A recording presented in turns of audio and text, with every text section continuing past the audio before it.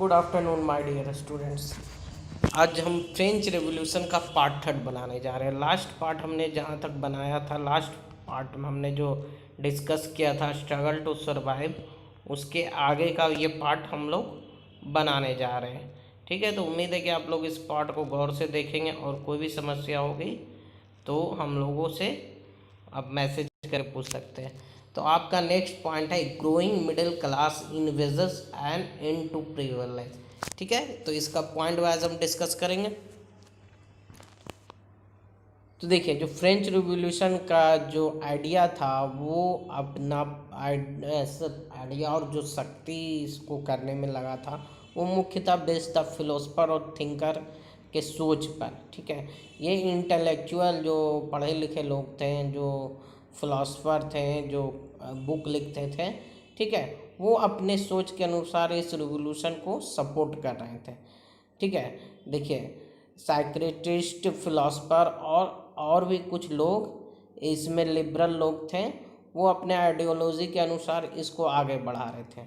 ठीक है, इसमें से कुछ आपका अगर हम बात करते हैं थिंकर के बारे में तो François Marie Arouet de Voltaire, Jean Jacques Rousseau, Charles Louis Montesquieu, John Locke और डेनिस डेट्रॉइट कुछ थे। ठीक है, इन लोगों के सीख के द्वारा, इन लोगों के जो लिखे थे वो लोग उसको समझ रहे थे, लोग उसको एक्शन में ला रहे थे, और ये इनके द्वारा जो बातें बताई गई थी इनके किताबों में वो रेवोल्यूशनरीज लोग अपने माइंड में बैठा रहे थे और बदलाव की कोशिश को आगे बढ़ा रहे थे। उम्मीद है कि आप लोगों को इतना तक समझ में आया होगा।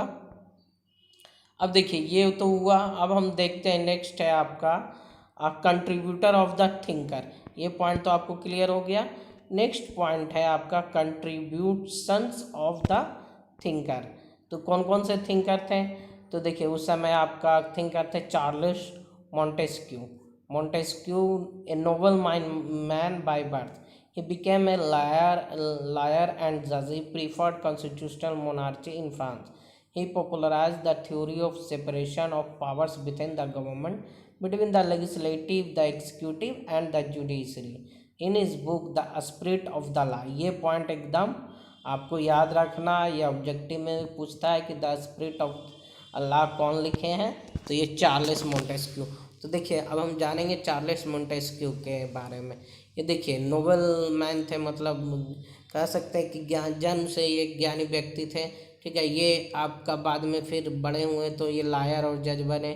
ठीक है, ये फ्रांस में कॉन्स्टिट्यूशनल मोनार्की के पक्ष में थे। ये पावर के सेपरेशन के बारे में आइडिया को इन्होंने सपोर्ट किया था।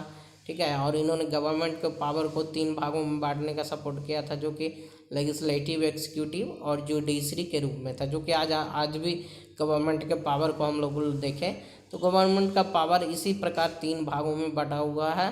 कौन कौन सा है? तो लेजिस्लेटिव, एक्सिक्यूटिव और जुडिशरी। अब नेक्स्ट है आपका फ्रेनिस अर्नोल्ड वोल्टेयर। ठीक है, he was another outstanding philosopher of the revolution. He wanted the people to think about their material life on earth and forget about heaven. He condemned the church which supported the privileged class and ignored the people. तो देखिए, फ्रेनिस Arnold Voltaire का जो thinking था वो बहुत ही अच्छा था। ठीक है, ये कह सकते हैं कि ये इस दौरान जो फ्रांस में क्रांति हुई थी उस दौरान एक बहुत अच्छे रिवोल्यूशनरी के रूप में उभरे थे। ठीक है, ये चाहते थे कि लोग पृथ्वी का जो भौतिक जीवन है उसको सपोर्ट करें, उसको जिए, जो चीज़ उपलब्ध है धरती पर उसमें अपना जीवन को जिए, ना कि वो स्वर्ग के बारे में सोचें, मृत्यु के बाद के जीवन को सुखमयी बनाने के बारे में सोचें। इन्होंने चर्च को प्रिविलेज क्लास के रूप में मानने से भी इनकार किया था, क्योंकि इनका मानना था कि अगर चर्च एक प्रिविलेज क्लास के रूप में वर्क करता है तो वो कहीं ना कहीं गरीबों का इग्नोरेंस किया जा रहा है। ठीक है, तो उम्मीद है कि आपको ये समझ में आ रहा होगा। अब आपका है रोस्क्यू, जीन जैक्यूस रोस्क्यू। ठीक है, he is regarded as the architect of the French revolution in the famous book the social contract. Rousseau का बुक बहुत ही फेमस हुआ था, सोशल कॉन्ट्रैक्ट, इसको आपको याद रखना है। कौन लिखा था? तो जीन जैक्यूस रोस्क्यू। ठीक है। He prove that the government was the result of social contract between the people on one hand and ruler on the other. So if the ruler did not fulfill the contract, the people had right to withdraw their loyalty to him and bring down the tyranny of the ruler by revolting against him. ठीक है। तो रोस्क्यू का विचार था, रोस्क्यू को हम लोग architect of the French revolution के रूप में भी जानते हैं। उसने अपने बुक द सोशल कॉन्ट्रैक्ट में बताया था कि जो गवर्नमेंट है वो आपका एक प्रकार का सोशल कॉन्ट्रैक्ट है। किसके बीच में? तो लोगों के बीच में और उसके शासक के बीच में। ठीक है। अगर शासक यानी रूलर इस कॉन्ट्रैक्ट को फुलफिल नहीं करता है, ठीक है, तो जो लोग हैं, पीपुल हैं, उनको राइट है कि वो इस रूलर से अपना लॉयल्टी ख़त्म कर दे और इसके अत्याचार से मुक्ति पाए और उसके विरुद्ध आंदोलन शुरू करे, रिवोल्ट शुरू करे। ये मानना था किसका? रोस्क्यू का। अब नेक्स्ट आपका रिवोल्यूशनरी था उस दौरान जॉन लॉक। ठीक है। जॉन लॉक एक ग्रेट पॉलिटिकल थिंकर था। ठीक है। इसने किताब लिखी थी टू ट्रेस्टीज ऑफ गवर्नमेंट, इन जिसमें इन्होंने doctrine of the divine of absolute right of monarch के बारे में एक्सप्लेन किया था। उम्मीद है कि आप लोगों को ये समझ में आया होगा कंट्रीब्यूशन ऑफ द थिंकर का क्या योगदान था फ्रेंच रिवोल्यूशन में। चूँकि ये पेज आपका ख़राब स्कैन हो चुका है, इसलिए इस पेज का नेक्स्ट पार्ट मैंने अलग से स्कैन किया था। ठीक है। तो ये पेज आपका ये है the outbreak of the revolution. ठीक है। रिवोल्यूशन का जो आउटब्रेक हुआ उसके बारे में हम लोग जानेंगे।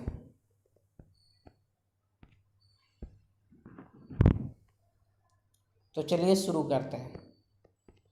तो देखिए 5 मई 1789 ईस्वी को लुइस 16वां, ठीक है, बुलाया, अपने स्टेट जनरल को बुलाकर एक असेंबली पास किया। ठीक है। और इसमें प्रपोजल रखा नए टैक्स का। ठीक है। अब किस तरह से फ्रांस का रिवोल्यूशन स्टार्ट हुआ था, कैसे ये रिवोल्यूशन फूटा था, उसके बारे में ये पॉइंट है, इससे हम लोग समझेंगे। ठीक है। तो देखिए स्टेट जनरल क्या था? तो स्टेट जनरल एक पॉलिटिकल बॉडी था। इसमें 3 स्टेट था जिसमें सब अपना अपना रिप्रेजेंटेटिव को इसको भेजता था। ठीक है। और तीनों स्टेट का एक वोट था। ठीक है। द फर्स्ट स्टेट का, सेकेंड स्टेट का और थर्ड स्टेट का।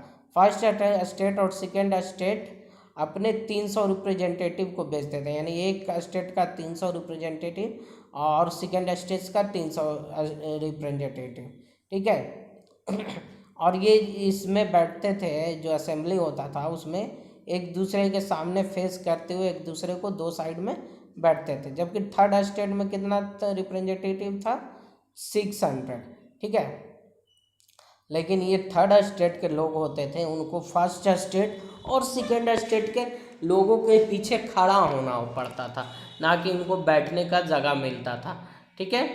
इसमें थर्ड स्टेट में कौन कौन थे? तो पीजेंट, आर्टिसन, ठीक है, ये सभी लोग होते थे, या बिजनेसमैन, है ना। लेकिन साथ ही साथ थर्ड स्टेट के बहुत सारे ऐसे लोग थे जैसे कि पीजन, आर्टिसन और वुमेन। ये सभी लोगों को आपका असेंबली में इंटर करने का ऑर्डर नहीं था। ठीक है। इस दौरान नया टैक्स का प्रपोजल लाया गया लुइस 16वां का। ठीक है। तो जो स्टेट जनरल था लुइस 16वां के इस प्रपोजल को क्या किया? एक्सेप्ट कर लिया। ठीक है। चूँकि फर्स्ट स्टेट और सेकेंड स्टेट को तो टैक्स देना नहीं पड़ता था, क्योंकि उनको प्रिविलेज मिला हुआ था राजा के तरफ से। टैक्स देना पड़ता था आपको, किसको? थर्ड स्टेट के लोगों को। ठीक है। तो थर्ड स्टेट के लोगों ने इसका विरोध किया। ठीक है। लेकिन फर्स्ट स्टेट और सेकेंड स्टेट के लोगों ने इस टैक्स को अप्रूवल दे दिया। ठीक है। ये जो नया टैक्स प्रपोज किया गया था इसके द्वारा? लुइस 16वां के द्वारा। ठीक है। तो अब हम इतना तक तो हो गया, लेकिन अब हम जानेंगे इस दौरान अब आगे क्या एक्शन लिया गया उसके बारे में। तो इस दौरान आपका टेनिस कोर्ट ओथ के बारे में हम लोग पढ़ेंगे। ठीक है। अब देखिए इसमें क्या हुआ कि जो स्टेट जनरल का मीटिंग हो रहा था उसमें वोटिंग का निर्धारण किया गया था, ठीक है। और जितना भी स्टेट था सबको एक वोट देने का अधिकार था, ठीक है। अब एक वोट देने का अधिकार मतलब कि फर्स्ट स्टेट का एक वोट और सेकंड स्टेट का एक वोट, और साथ ही साथ थर्ड स्टेट का भी एक ही वोट माना गया था। तो जाहिर सी बात है, अगर हम इसको सिंपल टर्म में जाने तो चूंकि फर्स्ट स्टेट और सेकंड स्टेट के लोगों को क्या कहते हैं, टैक्स नहीं देना होता था, और अगर हम इस आधार पर देखते हैं तो फर्स्ट स्टेट और सेकंड स्टेट का 2 वोट हो जाता था और थर्ड स्टेट का 1 वोट। तो इस आधार पर क्या हो रहा था कि जो प्रपोजल लाया गया था लुईस सोलवा का, उस प्रपोजल को एक्सेप्टेंस होना ही था, क्योंकि बहुमत के आधार पर भी कौन आगे था, फर्स्ट स्टेट और सेकंड स्टेट। जबकि थर्ड स्टेट के में प्रतिनिधि भी ज़्यादा थे लेकिन उनका वोट ही एक ही था। तो देखिए थर्ड स्टेट के लोगों ने डिमांड रखा कि अब जो वोटिंग होगा वो मेंबर वाइज होगा, ठीक है, जहाँ पर प्रत्येक मेंबर अपना वोट देंगे, ना कि स्टेट वाइज वोट होगा। तो लुईस सोलवा ने थर्ड स्टेट का जो ये प्रपोजल था उसको क्या किया, रिजेक्ट कर दिया, ठीक है। तो जब लुईस सोलवा ने इस प्रपोजल को रिजेक्ट किया तो थर्ड स्टेट के लोग क्या किए कि असेंबली से वॉकआउट कर दिए आंदोलन करते हुए, ठीक है। और इस दौरान थर्ड स्टेट के रिप्रेजेंटेटिव ने 20 जून 1789 ईस्वी को इंडोर टेनिस कोर्ट में, वर्सलेस के इंडोर टेनिस कोर्ट के हॉल में इकट्ठे हुए, ठीक है। और इन्होंने थर्ड स्टेट के लोगों ने इन्होंने खुद को नेशनल असेंबली के रूप में क्या कहा, डिक्लेयर किया, ठीक है। और इन्होंने कसम खाया कि वो तब तक डिस्पर्स नहीं होंगे जब तक वो फ्रांस के कॉन्स्टिट्यूशन के लिए क्या करें, संविधान का निर्माण ना कर लें फ्रांस के लिए, ठीक है। और साथ ही साथ राजकीय यानी राजशाही यानी मोनार्की की शक्ति को सीमित ना कर दें, ठीक है। जबकि जो आपका नेशनल असेंबली था वो उन लोगों को इसका अंदाज़ा नहीं था, ठीक है।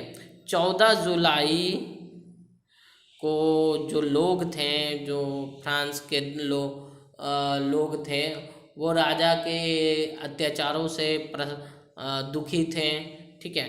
और इन्होंने जो एजिटेटेड क्राउड था वो बेस्टाइल को डिस्ट्रॉय करने के लिए निकल गया, ठीक है। तो अब हम बात करेंगे स्टॉर्मिंग ऑफ द बस्टाइल, क्या हुआ था बस्टाइल में वो हम जानेंगे। देखिए 14 जुलाई 1789 ईस्वी को पेरिस पेरिस शहर एक तरह से कह सकते हैं कि अलार्म की घंटी पर बैठा हुआ था, ठीक है। लोगों को कुछ पता नहीं था क्या हो रहा है, क्योंकि उस समय मौसम भी कह सकते हैं कि लोगों में सरकार के विरोध की भावना भरी हुई थी, लोगों की स्थिति खराब हो रही थी। साथ ही साथ जो विंटर पड़ा था जिसके कारण फसल खराब हो चुका था, जिससे फसल खराब होने से जो ब्रेड का प्राइस था वो क्या हो रहा था, बढ़ रहा था, ठीक है।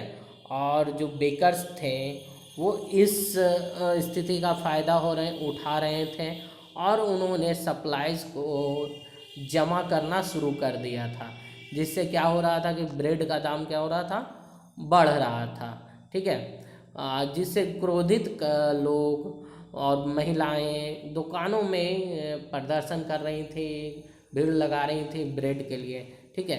तो इससे क्या हुआ कि जो राजा था लुईस सोलवा वो लोगों को ऑर्डर दिया, अपने सैनिकों को ऑर्डर दिया कि वो कहाँ जाए, पेरिस के शहर में जाए, ठीक है। तो जब ये ऑर्डर दिया तो इस दौरान क्या हल्ला उड़ गया, र्यूमर उड़ गया कि आर्मी को ऑर्डर दिया गया है ओपन फायर का, मतलब लोगों को गोली मारने का, ठीक है।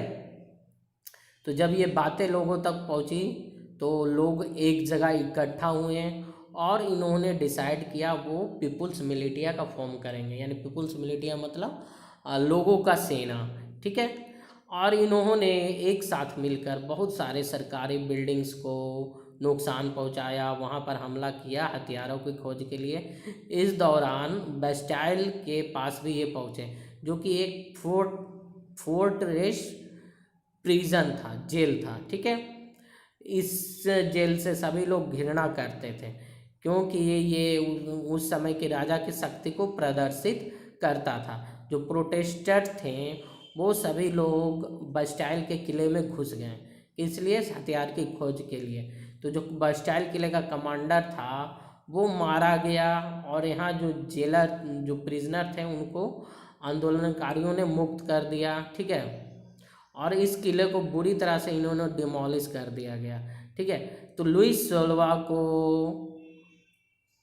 अंततः जो थर्ड स्टेट के लोग जो नेशनल असेंबली का गठन किए थे उसको मानना पड़ा, और उसके प्रिंसिपल को भी मानना पड़ा, उसके सिद्धांत को भी मानना पड़ा। और इस तरह से फ्रांस में एक तरह से मोनार्कियल कॉन्स्टिट्यूशन का स्थापना हुआ। 4 अगस्त 1789 को असेंबली जो नेशनल असेंबली था उन्होंने फ्यूडल सिस्टम के अधिकारों को सीमित किया, और टैक्स जो लगाया गया था उसको ख़त्म करने का घोषणा कर दिया। इस तरह से आपका बस्टाइल के किले के ध्वस्त होने के बाद फ्रांस में एक तरह से आपका कॉन्स्टिट्यूशनल मोनार्की का आगमन हुआ।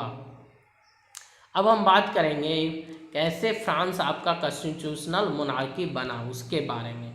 How France become a constitutional monarchy, ये पॉइंट आपका बहुत इंपॉर्टेंट है, ठीक है। तो जैसा कि हम बता चुके थे कि टेनिस कोर्ट ओथ में आपका इन लोगों ने किसका गठन किया था, एक मतलब नेशनल असेंबली का गठन कर चुका था थर्ड स्टेट के लोगों ने। तो ये जो नेशनल असेंबली था इन्होंने कॉन्स्टिट्यूशन का ड्राफ्टिंग 1791 ईस्वी में कंप्लीट कर लिया, ठीक है। और इस तरह से जो पावर थे उनको सेपरेट कर दिया गया, और अलग अलग इंस्टीट्यूशन के द्वारा इसको डिवाइड किया गया। ये इंस्टीट्यूशन कौन कौन थे, एग्जीक्यूटिव, जुडिशरी, है ना। और ये एक तरह से ये इंस्टीट्यूशन फ्रांस को कॉन्स्टिट्यूशनली मोनार्की के रूप में एक्सेप्ट कर रहे थे, ठीक है। जो कॉन्स्टिट्यूशन था 1791 में जो कॉन्स्टिट्यूशन बनाया गया, ठीक है, वो अपना पावर किससे ले रहा था, नेशनल असेंबली से ले रहा था मतलब कानून बनाने के लिए, ठीक है। नेशनल असेंबली का चुनाव किस तरह से होता था, तो इनडायरेक्टली रूप से होता था। इस दौरान कॉन्स्टिट्यूशन में आपका डिक्लेरेशन किया गया राइट ऑफ मैन और सिटीजन का, ठीक है। अब यहाँ पे राइट क्या था मैन का, तो right of life, freedom of speech, freedom of opinion, equality before law, ठीक है, ये सब इस्टेब्लिश किया गया, और नेचुरल इन अलियनेबल राइट लोगों को दिया गया। इस तरह से फ्रांस एक कॉन्स्टिट्यूशनल मोनार्की में तब्दील हुआ, ठीक है। तो यहाँ पे आपका पॉलिटिकल सिस्टम भी दिया हुआ है कि किस तरह से ये काम करता था, ठीक है। तो ये आपका पॉलिटिकल सिस्टम का वर्किंग से है दिया हुआ है, किस तरह से लोग वोट देते थे, किस तरह से इलेक्शन होता था, और किस तरह से नेशनल असेंबली का चुनाव होता था। अब हम बात करेंगे द रीजन ऑफ टेरर, ठीक है। तो देखिए जो 1793 से 94 का जो समय था इसको रीजन ऑफ टेरर का समय माना जाता है, ठीक है। इस दौरान आपका रॉबेस्पियर जो कि फ्रांस के गवर्नमेंट का हेड था, ठीक है, इसने सेवियर कंट्रोल और पनिशमेंट का थ्योरी अपनाया था, ठीक है, जो कि एक्स नोबेल था, कलर्जी था, ठीक है। इसके अलावा जो इसके पार्टी के भी सदस्य थे उसके मेथड से अगर सहमत नहीं होते थे तो उसको ये क्या करता था, अरेस्ट कर लेता था, जेल में डाल देता था और उसको सज़ा देता था, ठीक है। तो इस दौरान फ्रांस में बहुत सारे नोबेल्स लोगों को, इनोसेंट लोगों को सज़ा दिया गया जो मोनार्की के समर्थन में थे। रॉबेस्पियर ने एक लॉ इश्यू किया गया, ठीक है, वो मैक्सिमम सेलिंग ऑन प्राइस था, ठीक है, और चर्च को इस दौरान शट डाउन करना पड़ा, ठीक है। और फिर अंततः रॉबेस्पियर को पकड़ा गया, ठीक है, 1794 को में इसका सप्रेस हुआ, ठीक है। अब आता है directory rules of France. Directory rule of France क्या था, तो देखिए 1794 में आपको टेरर का रीजन खत्म हो गया, ठीक है। अब जैकोबिन गवर्नमेंट क्या हुआ, गिर गया, और एक नया कॉन्स्टिट्यूशन फिर से प्रिपेयर किया गया, ठीक है। और इस तरह से आपका रिपब्लिकन फॉर्म ऑफ गवर्नमेंट का निर्माण हुआ जिसमें लेजिस्लेचर और एग्जीक्यूटिव बॉडी का निर्माण हुआ जिसको डायरेक्टरी कहा गया। डायरेक्टरी क्या था, तो एग्जीक्यूटिव बॉडी था जिसमें 5 सदस्य होते थे। डायरेक्टर्स में मुख्यतः आपका होते थे लेजिस्लेटिव काउंसिल, ठीक है, उसको पास अधिकार होता था। इसके अलावा तो पॉलिटिकल इंस्टेबिलिटी था, तो वो आपको इसी का फ़ायदा उठाकर आपका मिलिट्री डिक्टेटर नेपोलियन का उत्कर्ष हुआ। ठीक है, अब हम नेक्स्ट पॉइंट है, did women have a revolution. तो ये पॉइंट हम आपका नेक्स्ट वीडियो में डिस्कस करेंगे। ये आपका नोट्स का वीडियो बनाया जा रहा है, तो उम्मीद है कि आप लोगों को पॉइंट समझ में आ रहा होगा। अगर कोई भी समस्या हो तो आप हमें मैसेज करके पूछ सकते हैं। तो मिलते हैं हम लोग नेक्स्ट वीडियो में, तब तक के लिए गुड बाय।